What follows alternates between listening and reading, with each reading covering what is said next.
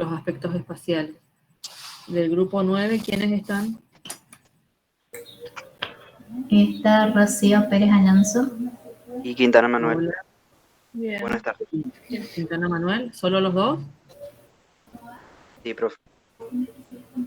Bueno, Eric Pedersen dejó porque ya es su segundo ausente, ¿no saben? Sí, creo que sí, profe. Y Adrián Piccoli también estuvo ausente la clase pasada y la anterior. Adrián Piccoli, sigue con nosotros. Sigue, pero no sigue, nunca viene a No, clase. no, nunca se conecta. Bueno, tienen que tener las asistencias para tener la regularidad. Háblenle porque él está al borde de estar libre. Walter Pineda, porque Él se dejó, comunicó con nosotros. ¿Él dejó? Sí. Bueno, qué bacán. Bueno, díganle a Piccoli que se comunique o que vía ustedes, digamos, resuelva a ver qué va a hacer. Bueno, ahí está la lámina compartida, los escuchamos. Voy a leer en tal caso primero lo de la guía. Dice aspectos espaciales. Describa y grafique los cambios espaciales en la arquitectura paleocristiana respecto al modelo imperial romano. En una planta de San Pedro, señale con color los distintos espacios y describa sus funciones. Marque la direccional principal de la basílica. Otro punto es graficar en forma esquemática un sector de 3 tramos con un corte longitudinal de la basílica y marque y describa las partes en que se divide la pared de esa nave central y lateral. En ese mismo corte, marque las burbujas espaciales y marcar por dónde ingresa la luz. Este es el punto más largo, digamos, de esta guía. Bueno, los escuchamos. Bueno, el cambio más grande que se produjo en la arquitectura fue la creación de iglesias con el surgimiento del cristianismo. Ajá. Antes, durante los primeros periodos, cuando los cristianos eran perseguidos, realizaban sus reuniones de manera privada, usualmente en casas de amigos que también eran creyentes. Y con el paso del tiempo, cuando el cristianismo se impuso como la religión del imperio, se fue necesitando otro tipo de edificio para que pueda albergar a los cristianos, ya que a diferencia de otras religiones, ellos necesitaban reunirse públicamente, ya que compartían el hecho de recibir la Eucaristía y escuchar las palabras. Entonces se creó las iglesias teniendo en cuenta como ejemplo dos antecedentes principales de Roma, que eran las basílicas y los mausoleos romanos. Comparando la basílica de Ulpia, el foro de Trajano y la basílica de San Pedro, se puede decir que los cambios que se realizaron fueron que se comenzaron en las nuevas iglesias a ingresar por otras zonas del edificio. Después se anuló un ábside y el que se quedó se comenzó a utilizar como un lugar donde se celebraba la Eucaristía, y se creó un patio que se llamó atrio, que tenía el objetivo de la catequización para las personas. Y también otro tipo de edificios que tuvieron en cuenta fueron, como se nombró, los mausoleos, que eran edificios de planta central, ortogonal, redonda o cuadrada. Y tomando como ejemplo el templo de Minerva Médica y el de Santa Constanza, se diferenciaban en que el templo de Minerva conmemoraba las proezas de alguna divinidad o algún difunto de una familia importante, y la nueva iglesia de Santa Constanza conmemoraba específicamente y las demás iglesias con esa forma conmemoraban algún mártir, o también se utilizaban como mausoleos para algún cristiano que era destacado, y por eso la diferencia entre ambas iglesias era que las basílicas desde un principio fueron ideadas para albergar a muchas personas y para realizar reuniones públicas. En cambio, la otra opción no necesitaba por su función el albergue de muchas personas, sino que era algo más privado. Bueno, y ahí vos pusiste caldarium o mausoleos romanos, pero después dibujaste solo un templo.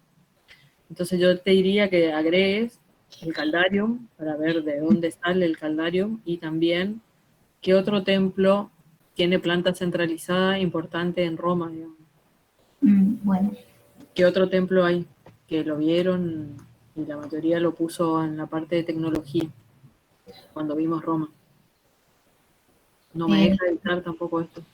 el caldarium de las termas. El caldarium de las termas y qué otro edificio hay de planta redonda, digamos, de planta central en Roma, que es el más importante de los templos, el más famoso. Cualquiera de los otros grupos que sepa.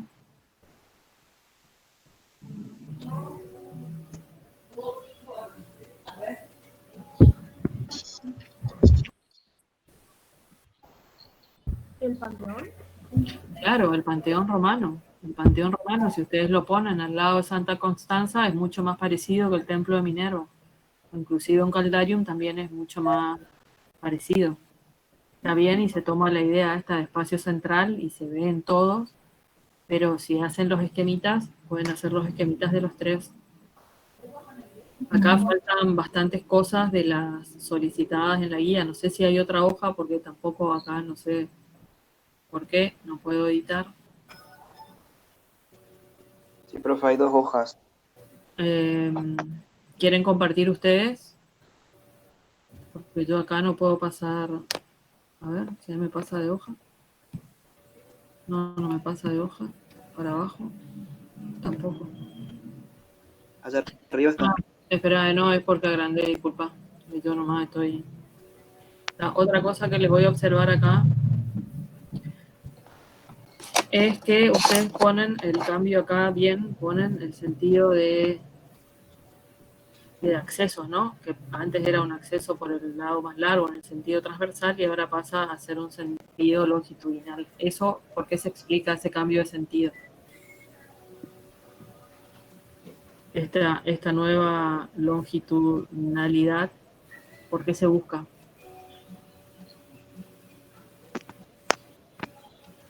Es porque para irse hacia hacia el lugar sagrado, digamos, al espacio sagrado, que es el presbiterio, ¿sí? Ajá. Y que es como algo central, digamos, en esta parte que todo lo que, o sea, bien se ingrese, se vaya en dirección hacia el lugar, digamos, hacia el templo, Es el altar, en el realidad no es altar. el presbiterio, es el altar. El lugar principal está acá, en el altar. Lo que no entiendo es por qué tachan este ábside si en realidad el que está tachado es este. En realidad el que tacharon, digamos, para que coincida con el esquema de ustedes es ese. ¿Está? ¿Se entiende o no? Sí, sí, ahora. Ponen al revés. Bueno, entonces tachan cuando hacen el esquema, que el ábside que tachan coincida, digamos, con el sentido. Entonces, uno es la búsqueda de la direccionalidad hacia el altar. ¿Y qué otra cosa significa ese recorrido? Forma la cruz. No, acá no se forma la cruz todavía, eso es en el románico. Ah,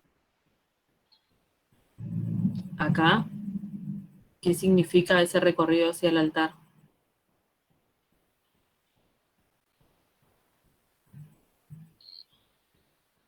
¿Ninguno de los otros grupos leyó?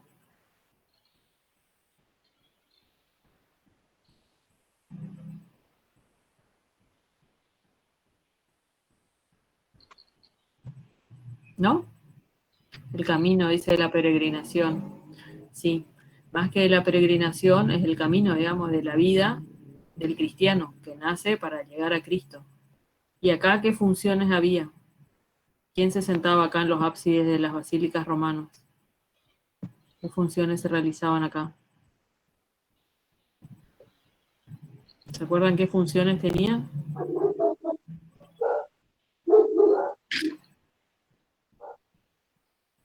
Profe, ¿puede ser que ahí se sentaban los jueces, ya que la basílica tenía diversas funciones, incluyendo política, cultural? Exactamente. Entonces, en las basílicas romanas, el edificio este era importante porque era ahí donde se administraba justicia. Y ya saben ustedes que la herencia más importante de los romanos es todo el sistema de derecho romano, ¿no? Que trataban, lo tenían como bastante desarrollado y muy escrito. Y acá ahora, ¿quién se sienta? ¿Quién está en el altar? ¿Quién está ahora acá en el altar? En ese ábside, ¿quién está? Los sacerdotes. ¿Eh? Los sacerdotes. ¿Eh? No, se corta el audio, la verdad que no escucho. Los sacerdotes puede ser, o el papa en este caso. No, pero más que el Papa, ¿quién está? ¿Quién está en el altar? Jesús. Exactamente, está Cristo. Entonces ahora ya no es un juez terrenal, sino es un juez divino. Es Cristo, es el Hijo de Dios que está ahí en el altar, está en la Eucaristía dentro de los sagrarios, digamos, dentro del lugar donde se coloca la Eucaristía. Y ahí está quien va a decidir, digamos, quien va a juzgar el comportamiento del cristiano. ¿Se va a ir al cielo con él, digamos, o va a ir al infierno? Entonces es un cambio bastante fuerte en esto que decíamos hoy de la cosmovisión. Ya no es justicia terrena, ahora está ahí quien es el juez divino, digamos, y eterno. ¿Se entiende eso? Y este sentido longitudinal lo que hace es representar ese camino del cristiano hacia, hacia, hacia Cristo, que es lo que busca la vida eterna. ¿Está? Eso tiene que estar escrito. Otro de los puntos que está acá es a ver esta imagen si se agranda, es el tema de Es la planta de la de las basílica. diferentes funciones. Ujú. Entonces, ¿cuáles son las diferentes funciones y los nombres de los diferentes espacios acá?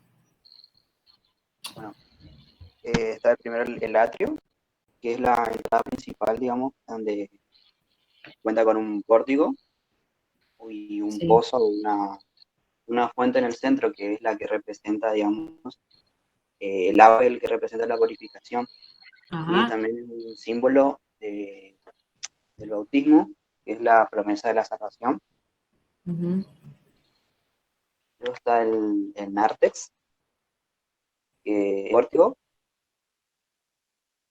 que se encuentra en la entrada, un así donde estaban todos los catecúmenos que van a partir. Mostralo y indicalo ahí en la perspectivita o en la planta. Podés mostrar vos con tu cursor. ¿Tenés vos abierto esto o no? Sí, ahí estoy marcando, en la perspectiva. No lo veo, chico. Ah, ok. ¿Se vio? Muy bien, sí, sí. Eso es el atrio. Está el nártex. Este sería el Muy bien.